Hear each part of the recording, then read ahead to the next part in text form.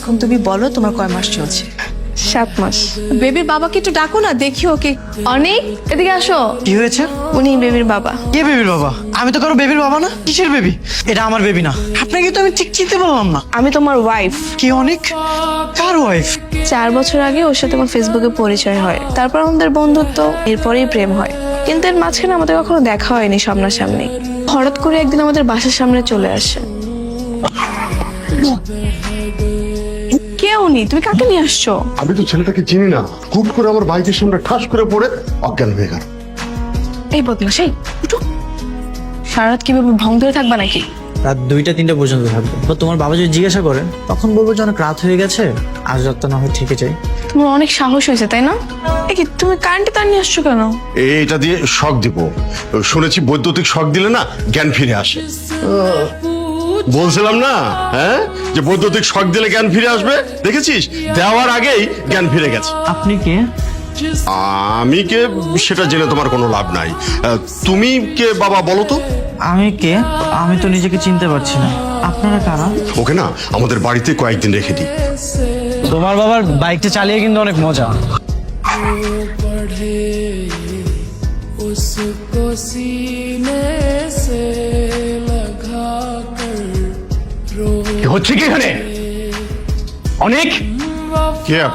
करके আমি খুলনা 3 নং ওয়ার্ড কাউন্সিলর হাবিব চৌধুরী। আপনি কারণ অনুমতি নিয়ে আমার ছেলেকে বিয়ে দিচ্ছেন?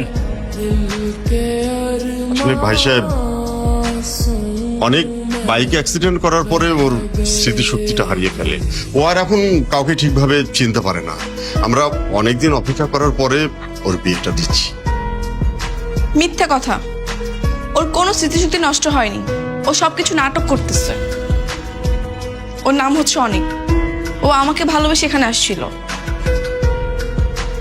আর এখন মৌটুসিকে দেখে পছন্দ হয়ে গেছে, তাই স্মৃতিশক্তি নষ্ট হয়ে যাওয়ার বাহানা করে ওকে বিয়ে করতে চাচ্ছে। আপনাদের নামে আমি পুলিশ কেস করব। একটা অসুস্থ ছেলের জীবন নিয়ে ছিনিমিনি খেলছেন, সুযোগ পেয়ে বিয়ে দিয়ে দিচ্ছেন। এগুলো কোনো কাজ আপনাদের? ভাই সাহেব, ভেবেছিলাম এতিম ছেলে আর স্মৃতিশক্তি কখনো ফিরবে কিনা। আঙ্কেল, আসলে দোষটা আমার উচিত ছিল আপনাদেরকে জানানো, কিন্তু হয়েছে কি অ্যাক্সিডেন্টের দিন ওর ফোনটা হারিয়ে গিয়েছে, তাই আমি কোনো কন্ট্রাক্ট করতে পারিনি। এই তো, এরপর ও আস্তে আস্তে সুস্থ হয়ে ওঠে, আর তারপর আমাদের বিয়ে হয়, আর এখন ওর বেবি আমার পেটে। আসলে অনেক কাহিনীর পর তোমাদের এই সার্থকতাটা। কিন্তু আমি না একটা জিনিসই বুঝতে পারছি না। ডক্টর তো বলেছিল ওর আর কখনো স্মৃতি হারাবে না, তাহলে ও কেন আজকে আমাদের চিনতে পারছে না? ঠিকই চিনতে পেরেছে, ও ইচ্ছে করে এমনটা করেছে। মানে? আরে আপনি বা কি করে বুঝলেন? কারণ আমি ওর মা। মা? হ্যাঁ, আমি ওর মা। কিন্তু ও তো আমাকে বলেছিল ওর কোনো মা নেই, আর কখনো আপনার কথা বলেও নেই। কারণ ওর বাবার জন্য দীর্ঘ 4টা বছর আমি আমার বাবার বাড়িতে ছিলাম। হ্যাঁ, অনেক আমাকে অনেক রিকোয়েস্ট করেছে ওর কাছে চলে আসার জন্য, কিন্তু আমি আসিনি।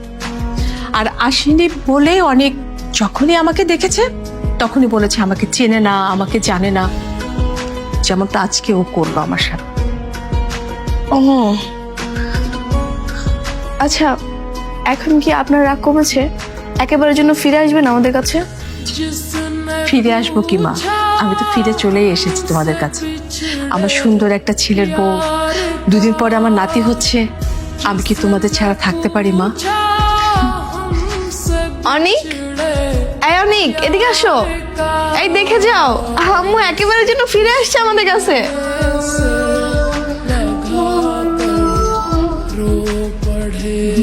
সত্যি মা?